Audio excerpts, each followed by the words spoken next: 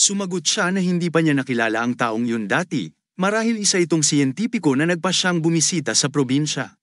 Binalaan lamang nila ang driver na mag-ingat sa susunod. Si On, na nagpagpag ng dumi mula sa kanyang katawan matapos itong liparin sa kanya, ay tinakpan ng kanyang mga mata mula sa alikabok na bumangon sa paligid. Tiningnan niya ang karuwahe na papalayo at sinabi sa sarili na ang mga tao sa mga panahong ito ay napakapasensyoso. Naisip ni On kung malayo pa ang tirahan ng pamilya Murang, hindi niya alam ang eksaktong lokasyon nito. Ngunit makalipas ang ilang sandali, nakatayo na siya sa harap ng kanilang tarangkahan. Tinanong siya ng mga tanod sa pasukan kung dumating siya upang makipagkita sa pinuno ng kanilang pamilya nang walang imbitasyon o liham. Ipinaliwanag nila na abalang-abala ang pinuno at hindi maaaring makipagkita sa lahat ng nais. Ipinunto ni On na isang simpleng kaugalian ang ipaalam sa punong abala ang pagdating ng bisita. Nag-init ang usapan, at ang isa sa mga bantay ay nagsimulang humugat ng espada habang sumisigaw na imposibleng makipagkita sa pinuno ng pamilya nang walang sulat ng paanyaya. Dapat may maling pagkakaintindi dito. Hindi naman ako kainahinalang tao, sabi ni On, na hindi rin maintindihan kung paano ipaliwanag ang kanyang sitwasyon. Kahit aminin niyang siya ang nagpadala ng liham, hindi rin siya makikilala dahil peke ang kanyang ginamit na pangalan. Napatigil si On, hindi alam ang sasabihin. Nagbibiruan ang mga tanod na lahat ng iskolar ay pare-pareho. Iniisip na dahil nakabasa sila ng ilang hieroglyphs, magiging dakila na sila. Bigla na lang lumitaw ang isang lalaki sa likod ng mga tanod at nagtanong kung ano ang nangyayari. Siya ang deputy manager, at hindi na naghintay ng sagot bago muling magtanong kung ano ang sitwasyon. Ipinaliwanag sa kanya na gusto raw makipagkita ng binata sa pinuno ng pamilya nang walang sulat o imbitasyon. Lumapit ang deputy manager at sinuri si On ng mabuti. Sa tingin niya, napakalapit ng itsura ni On sa manager na si Sachan. Sinabi ng deputy na kailangan maghintay ni On kung wala siyang dalang sulat. Hiniling niya kay On na sumama sa kanya papasok ng compound. Habang naglalakad, tinanong ng deputy manager si On kung paano siya kumikita at ano ang dati niyang trabaho. Sumagot si On na kahit mukha siyang bata, higit 30 na ang edad niya. 2 linggo na ang nakalipas mula sa puntong yun. Nakaupo si On, pinapanood ang pagsasanay ng mga mandirigma habang nakasandal ang kanyang ulo sa kamay, na tila napakabagot. Pinawait siya, at inisip niyang tatagal lamang ito ng 2 o 3 araw, ngunit mahigit 10 araw na ang lumipas at wala pa ring balita. Inutusan ng deputy manager ang isang tauhan na dalhin si On sa pansamantalang matutuluyan, ngunit marami ng tao doon. Karaniwan, 2 o 3 martial artists lang ang tumutuloy sa malaking silid, pero dahil sinabi ni On na siya isang iskolar, binigyan siya ng maliit na pribadong kwarto. Ang problema ay hindi ang unang dumating ang unang makakapagkita sa pinuno ng pamilya.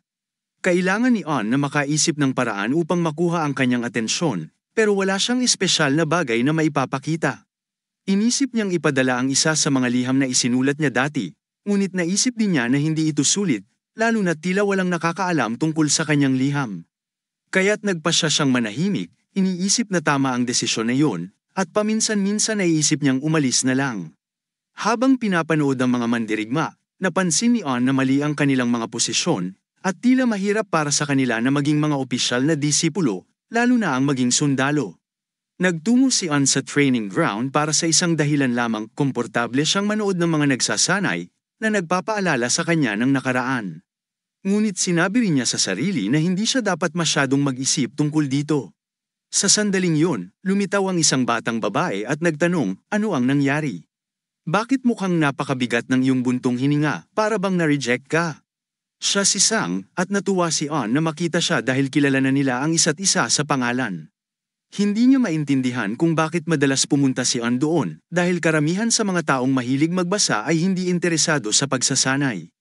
Madalas lumapit si Sang upang makipag-usap kay On kapag matagal siyang nakaupo roon. Kadalasan nagtatanong ng ilang random na bagay at pagkatapos ay aalis, sinasabing abala siya.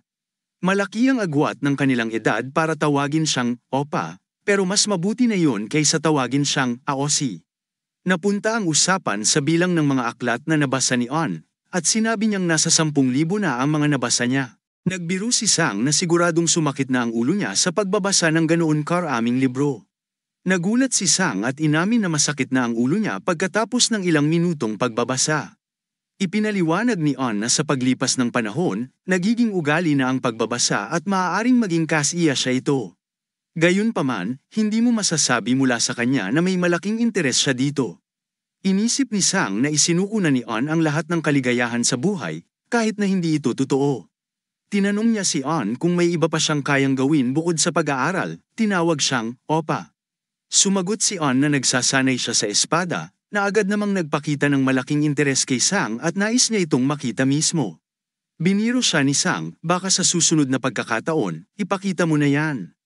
Ngunit habang patuloy na ng asar, sinabi ni Sang, sinasabi mo yan, pero sa huli hindi mo naman ipinapakita. Para siyang isang maliit na tinik, masaya ang kanyang itsura pero baka talagang nalulungkot siya dahil walang ibang bata sa paligid, at hindi naman pinapansin ng mga matatanda. Marahil, ito ang dahilan kung bakit palagi siyang bumabalik kay On. Pagkatapos pag-isipan, nagpa siya si On na sumang-ayon sa kanyang kahilingan. Sinabi niyang dadalhin niya ang espada at hiniling kay Sang na maghintay ng kaunti. Lumapit si On sa istante ng mga espada at nagsimulang maghanap ng angkop na isa. Sa sandaling yun, may isang espadang agad na nakaagaw ng kanyang pansin. Nagpasya siyang kumuha ng isang kahoy na espada, iniisip na hindi na angkop na gamitin ang mga armas ng iba mula sa training ground, pero walang masamang mangyayari kung kahoy lang ang kanyang gagamitin. Gayunpaman, sa oras na abutin niya ang espada, nagsimula nang magtanong ang mga estudyante kung ano ang kanyang ginagawa. Lumingon siya at hindi alam kung ano ang sasabihin. Ang mga disipulo, na para bang galit, ay patuloy siyang kinukwestiyon sa magaspang na tono tungkol sa kanyang ginagawa. Siyempre, humingi ng paumanhin si On sa kanila at ipinaliwanag na nais lang niyang hiramin ang kahoy na espada, ngunit inisip ng mga disipulo na nagbibiro siya. Sinabihan siyang huwag silang patawanin at ibalik ang espada sa lugar. Iniisip nila na nais lamang niyang kunin ito kaya't nagsimula siyang tuksuhin. Tinawag siyang isang bookworm at tinanong kung nakahawak na ba siya ng espada kahit kailan. Kahit kasalanan ni On, tila masyado siyang pinag-initan. Nakialam si Sang at sinabihan sila na tumigil na dahil lumagpas na sila sa linya. Sinabi niyang kahoy lang naman ang espada at hindi naman nila ito ginagamit. Isa sa mga estudyante ang nagbiro na ang scientist na ito ay humihingi ng tulong sa batang babae. Ngunit isang estudyante naman ang nagtanong kung kilala ba nila kung sino ang batang ito. Sinabi niyang huwag na nilang lingunin sa direksyon ni Sang, ngunit patuloy na sumigaw si Sang, tinatanong kung paano nila matatawag ang kanilang mga sarili na mga lalaki kung sama-sama silang nambubuli ng iba. Humarap si On kay Sang at sa pamamagitan ng isang galaw ng kanyang kamay, ipinakita niyang hindi na kailangan pa ang pakikipagtalo. Pagkatapos noon, ibinalik ni On ang espada at muling humingi ng paumanhin sa paghawak nito ng walang pahintulot. Alam ni On na kung lalaban siya, mas lalo lamang silang magpupumilit. Galit na galit si Sang, ngunit lumapit si On at pinakalma siya.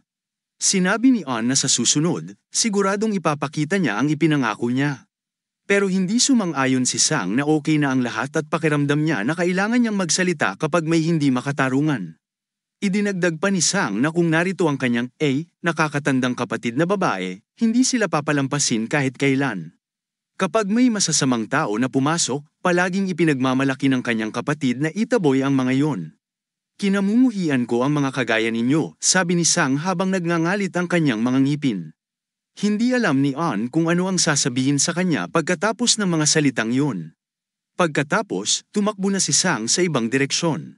Makalipas ang ilang sandali, nakaupo si On habang kumakain ng tanghalian kasama ang isang lalaki na nagkukwento ng isang pamilyar na kwento tungkol sa Hanan Province. Minamaliit nila ang pamilyang Murang at iniisip na kung pipilitin sila ng karamihan, madali silang susuko. Ngunit sa kalaunan, ang mga walang galang na iyon ay nahuli.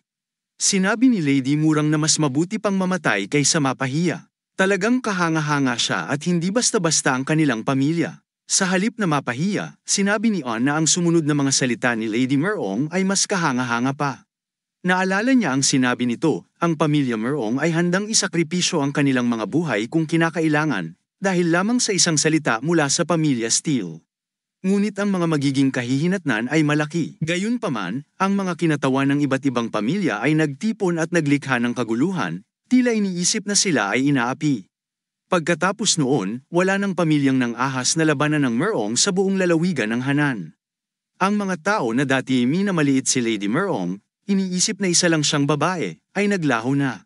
Siyempre, matapos noon, hindi na maipagmamalaki ng pinuno ng pamilya ang kanyang pangalan sa lalawigan ng Hanan. Pagkatapos ng kwento, naintindihan ni On ang nangyari. Nagpasalamat siya sa lalaki sa pagbabahagi ng kwento. Naalala ni On na si Sang ay ang nakababatang kapatid ni Lady Merong. Dahil pareho rin siyang nasa sitwasyong pinagtatawanan ng marami, ikinumpara ni Sang ang determinasyon ng kanyang kapatid sa kanya. Ngayon, naiintindihan na ni On kung bakit galit na galit si Sang.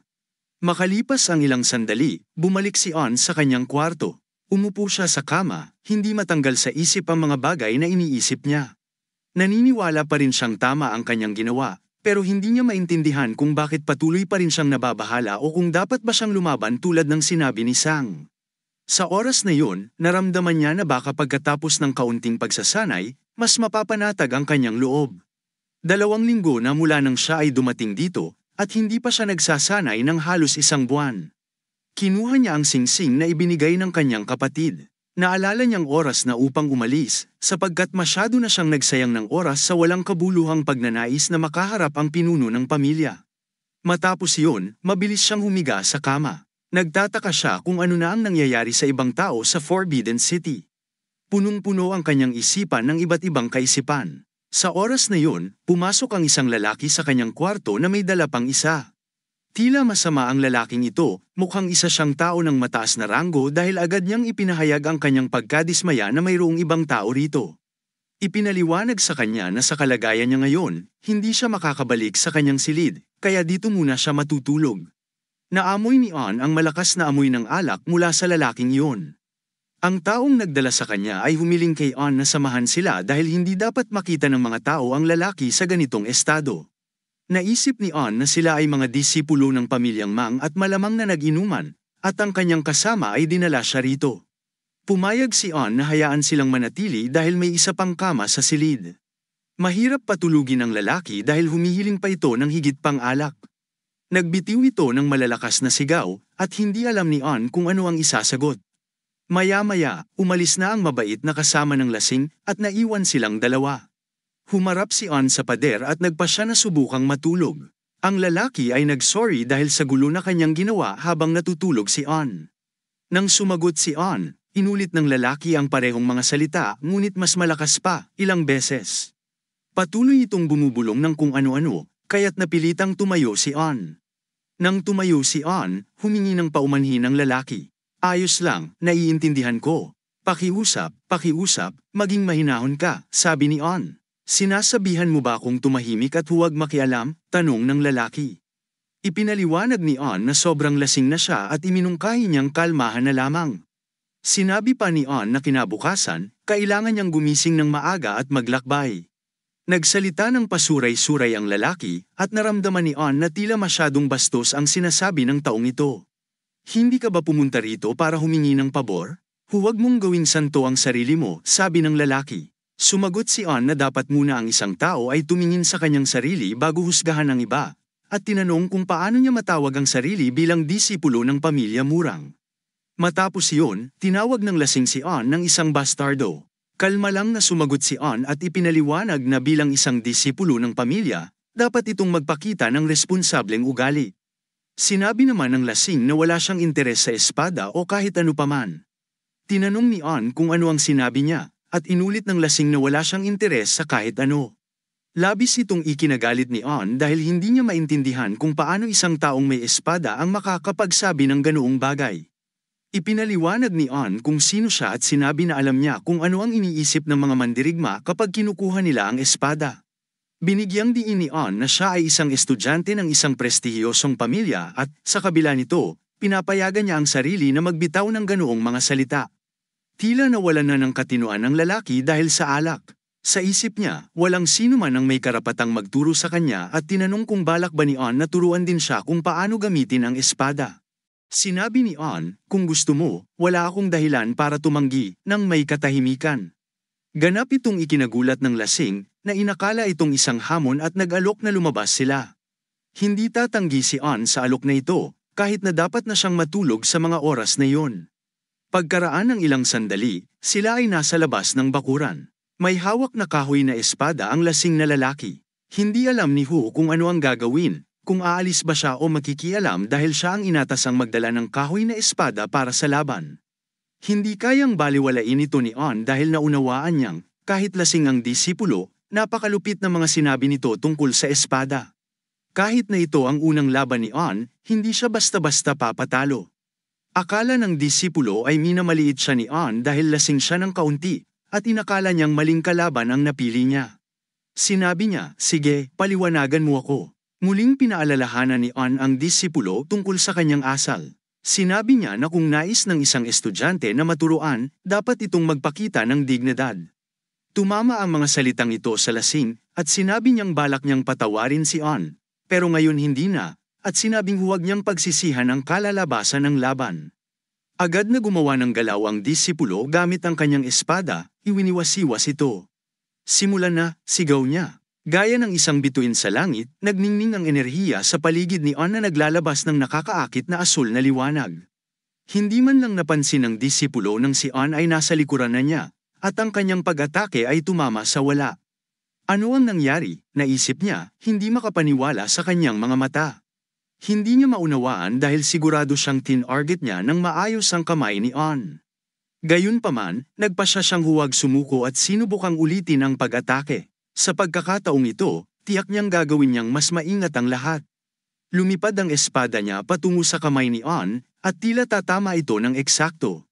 Ngunit bigla, parang bumagal ang lahat, at sa kanyang mga mata, nawala ang kamay ni On sa abot.